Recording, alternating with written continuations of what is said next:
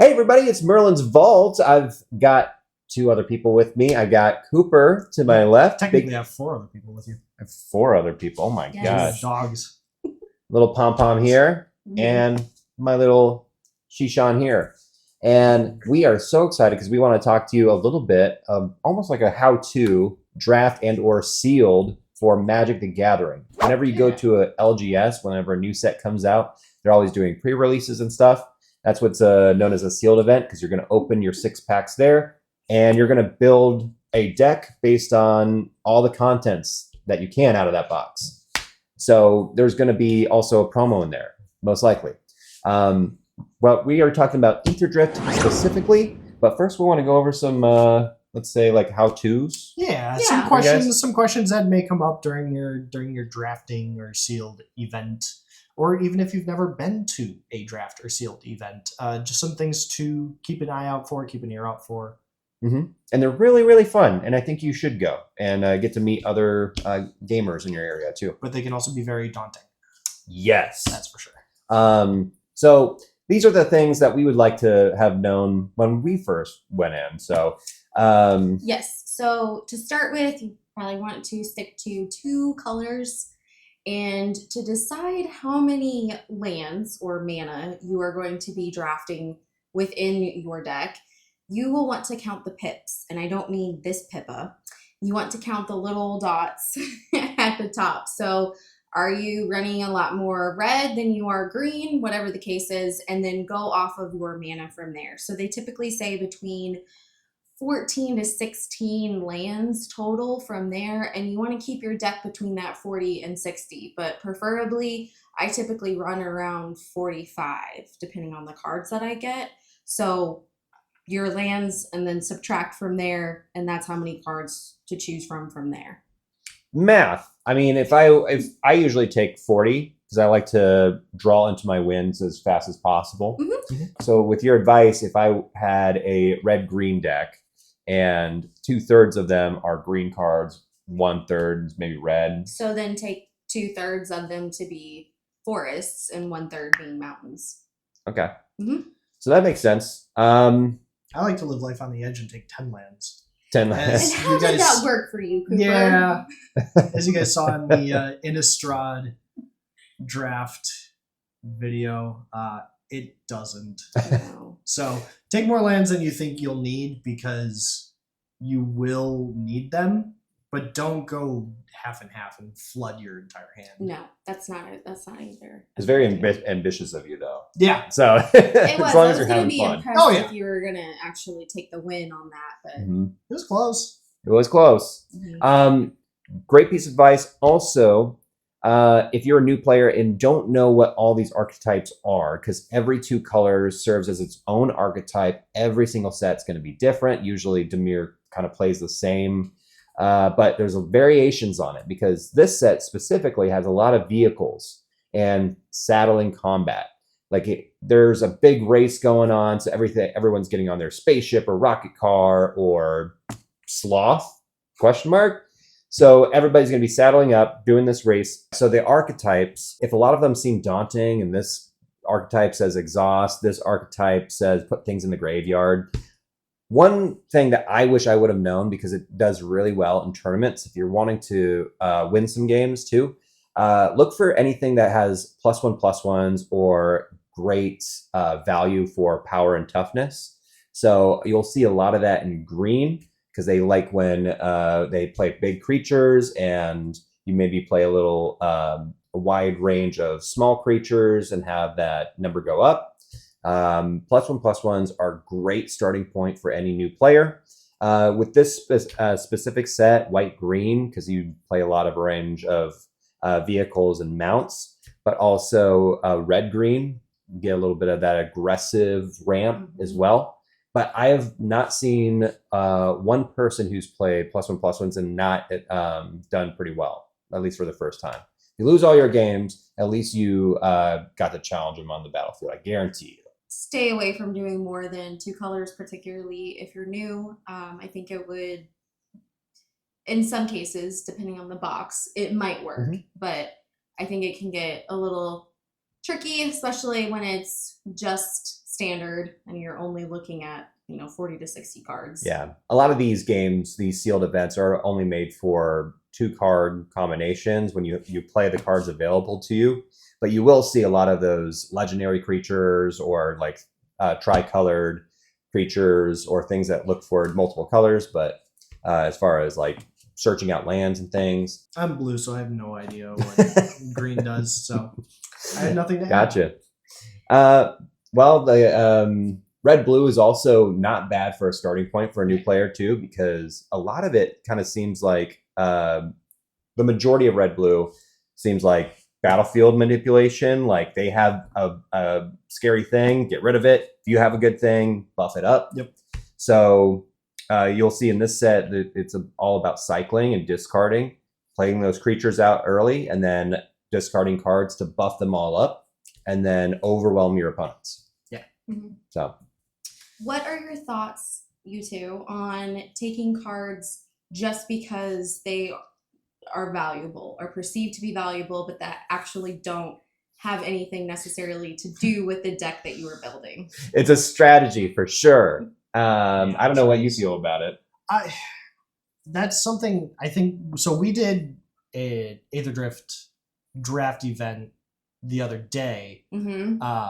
and that was a concern of mine, because it's like there are two strategies to playing draft. Like, yes, you can build the best deck possible, or you can just try to grab the most expensive cards that you can find. And I think there's definitely a middle ground to it, because towards the end of the draft, you're going to get cards that you're not going to like. So obviously grabbing a couple cards that you think you will want just in general is a good idea, but don't get too deep in that, because you're not going to win. Mm-hmm. And sometimes getting the booster packs from, if you're doing a competition, getting the booster packs from doing better makes up for letting those good cards go in the beginning. Mm-hmm. I think with me, it's a lot about breaking out of my comfort zone. The more times that you go, because your first few times, why not grab some legendaries and mythics if it comes your way, if you're doing a draft, or if you're just playing sealed though. If you have a lot of white blue and everyone's told you those are scummy colors to play together, we don't care. Play those colors, because you're going to find out so much about the game by playing those and playing your next opponent that plays Azorius. So I played it last night, just affinity for artifacts all over the place, and they buff each other and cycle each other for the next best big artifact.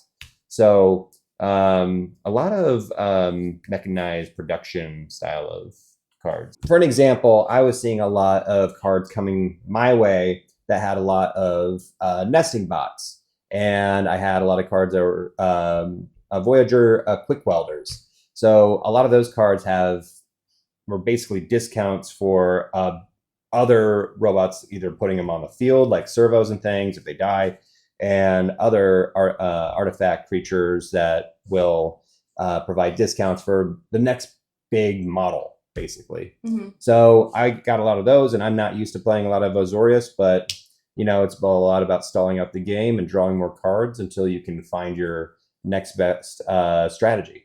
So it's not bad, and you get to really annoy your opponent. And if you annoy your opponent, you're doing something right when you're playing those colors together. Absolutely. Well, actually, Cooper and I both played in that draft, the black-red. So I ended up actually playing goblins, and I did win my first round, did not win my next two, but I made my opponents sweat with them, and that I was amassing goblins, and then I was becoming a problem, and I really liked that towards the end. Like, they were very close. It was 4-3, and, he just swung that last time, and that was it. But I felt pretty good about the deck that I actually made because of that. So even though you don't win, you made your opponent work, and that always feels good too. Yeah, you had a goblin card that was able to spit out goblins every turn, right? Yes, right before combat, and they had to attack every time. So that was pretty cool. I mean, I was not on the defense, and normally I'm more of a defensive player than I am aggressive. And those are not colors that I typically play together, but I thoroughly enjoyed it, and I was kind of like, why not take that chance? Yeah, you made me proud because you played Rakdos, so. I did. And that's normally what Play plays. Even Both of you too. played Rakdos, Yeah, which is really interesting. I played one game and didn't draw a single swamp, so Yeah. Yikes. Sorry. Yeah. Yep.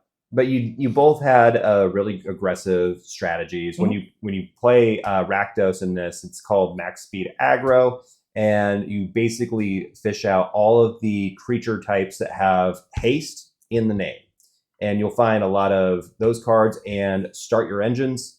It's this extra mode in this that came out with this set that basically says every turn on your turn, if you're able to achieve at least 1 point of damage to your opponent, you get to bump up your speed from your starting point to 2 to 3 and max speed of 4. Once you hit 4, a lot of other abilities on your cards start to unlock. So you're actually building up momentum in the game, so you don't have to manage too many things at first. So it's actually, I would say it's new player friendly. Mm-hmm. But there's a lot of cards in here that already exist that we don't know what they do unless you played from sets before. So I don't know if you guys had advice for players that maybe this is their very first box or very first set they started on. The biggest thing is just ask questions. You know, yes, you're going to a sealed event. Yes, it's a competition for the most part, like you're playing for packs. But the great thing about the Magic community is there's always someone more knowledgeable, and they're always open to ask questions. Now, that doesn't mean if they're in the middle of a game to interrupt them, but ask questions. That's always the greatest thing about this. This is somebody is going to know the answer. And otherwise, Google's going to know the answer. But everyone is always really receptive to being able to ask questions and answer them succinctly. Yeah, I've never had a problem asking a question at a Magic event, and somebody just would love to tell me the right answer. I mean, it's never, I've never heard once, like, that is a dumb question. Why are you asking it? No one's ever said that to me. They just, would love to tell me how much they know about it. So, And you can ask the store owner questions too, or anybody behind the desk. They're more than happy to answer your question. If you are getting some pushback, just go to another person because they're probably having a bad day. That's not my experience though. No. So that's really good advice. Yeah. If you don't know how many lands to run and you forgot which number we said on this video, you can go and ask somebody. Right? Yeah. She said 24 you can ask lands. advice. 10. And they might even argue at the table gently. Just be like, 18? No, I mean 60. You only need 60.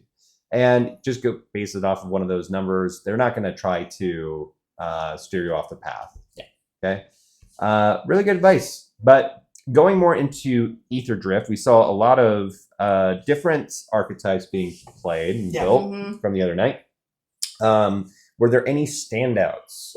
Do you guys think any cards specifically kind of stood out to you? The Goblin one that I have. Blood heavy. So Goblin Mercenary Creature does have the start your engines. It's a 3 cost. You only have to pay 1 red with it, and it's a 2/3. At the beginning of combat, it spits out a 1/1 red goblin creature token, and that token has to attack every turn.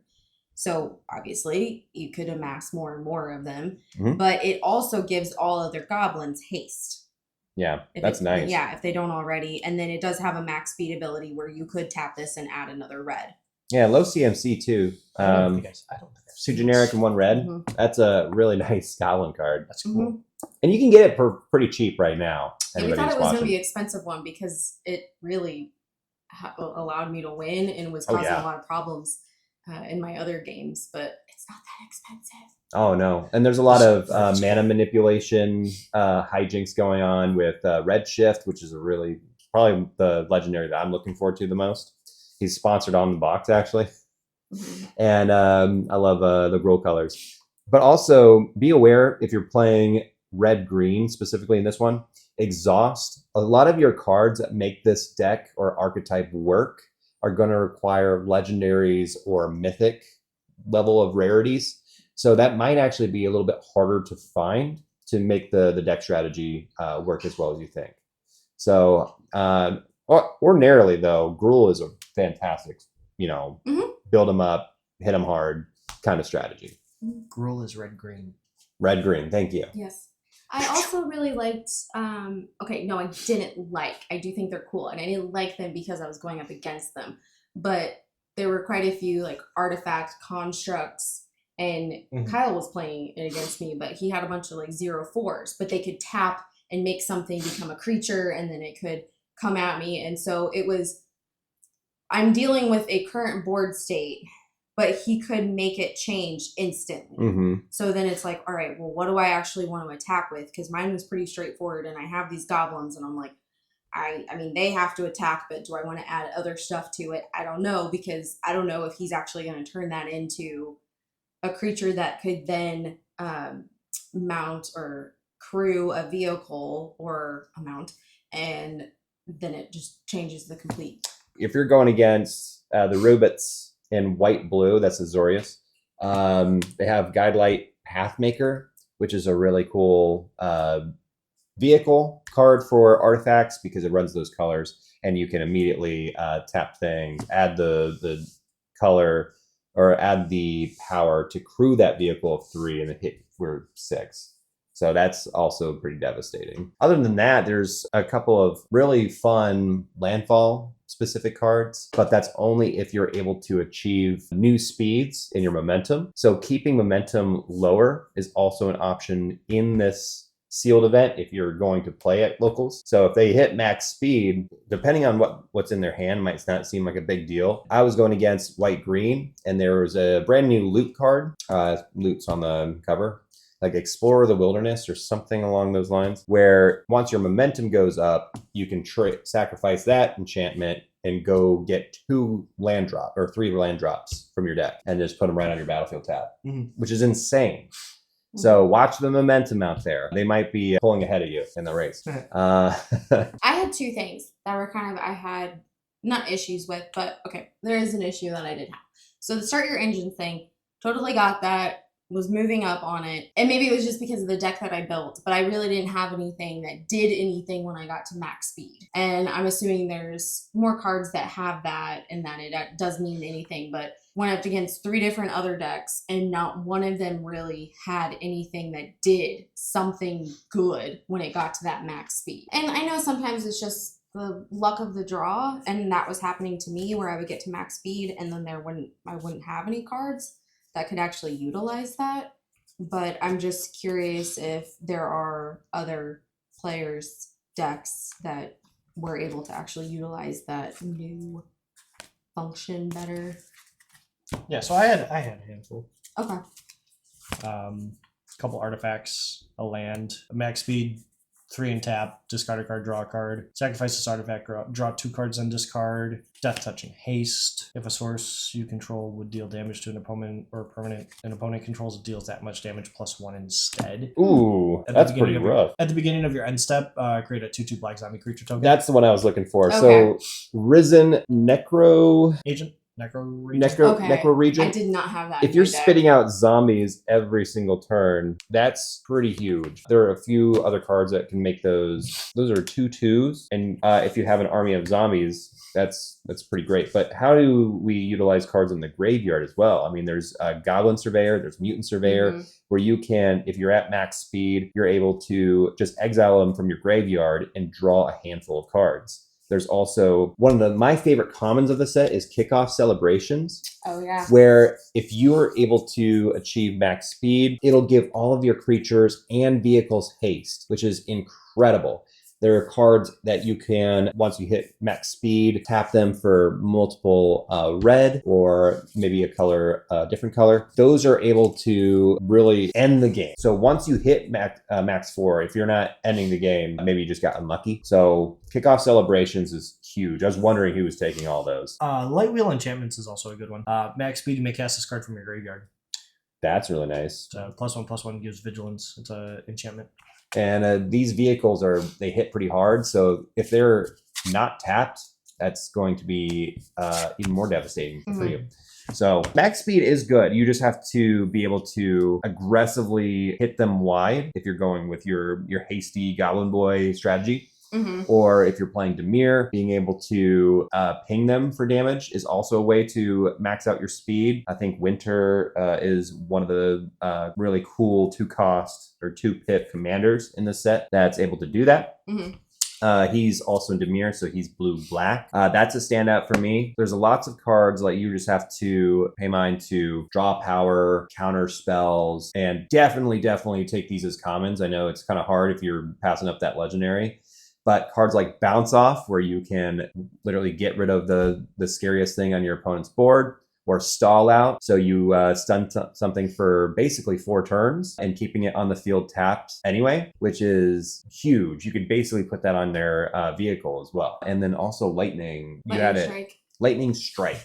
Yes. Which is basically Lightning Bolt with an extra mana. I had, Lightning Strike. So I had 2 of those. It's an instant and it deals 3 damage to any target. And that was quite fun. I got to use that a few times because I think I have 2 in here that I was running. Yes. Yeah. A lot of these vehicles, you can put that damage towards them and they don't have a lot of toughness because they need to be crewed in order to attack with them. So you can definitely maybe blow up one of their strongest vehicles too. But definitely take those into consideration for when you build your deck of low-cost cards that could push up the momentum or ramp up if you're in greens. That's also some of my advice to anyone playing this. And I really liked this box a lot. I think it's a lot of fun. It is that racing game where it feels like Mario Kart with the different characters and the different mounts or vehicles that you use. The only thing is with it, I don't think it's a completely new player friendly box because of that. Yeah. And knowing all the vehicles and the mounting rules and knowing when you can and can't do stuff, how it works, how damage is dealt, when damage is dealt. Honestly, last night we came across some questions where Kyle's like, can I do instant speed to crew my vehicle before you do damage? And I had declared, my attackers. So there's just those questions that do come up. And it's okay that there's questions. We just asked and we figured it out. But it can be, I think, a little overwhelming. Yeah. And I saw that with a few of our newer player friends that were like, I don't even want to take vehicles because I don't know how they work. Yeah. And that's fair. Just, it's not Foundations. Yeah. No, it's not. It's not the most difficult box that I've dealt with before, but I feel like it's kind of middle ground. It's not impossible to understand, but it's certainly not the easiest thing to pick up. Yeah. So go out there. Definitely play Aetherdrift. It's a lot of fun, and it's not just characters dressing up. I think that's fun. That was also why I liked the 3 seasons of Archer, where he wasn't, he was in a coma, and it was going through things. I think it's kind of fun to reimagine characters that you do like in a different setting. How would they play? How would they look? How would they feel? I like all of that. Oh, very well. Well, in this one, they're also racing for the Ether Spark. I don't know if you know what that is. Yes. Well done. Then I won't This say. has gone off the rails. Okay. I did not draw that card, though. No one did. Did anybody? No, we didn't get one. No, I don't think it was in our box at all. No. But, okay. So, go out, play Aetherdrift at your locals. Tell us in the comments down below how it went for you. If you pulled anything cool, let us know if you pulled the new loot card or the Ether Spark, how those cards will be implemented in decks at some point. I don't know. Just let us know what you think of this set overall. And if we helped you, great. Give us a thumbs up, and it goes a long mile with us. Yep. So, Yeah. yeah. Yeah. Yeah. All right. I'll see you guys. Bye. Bye.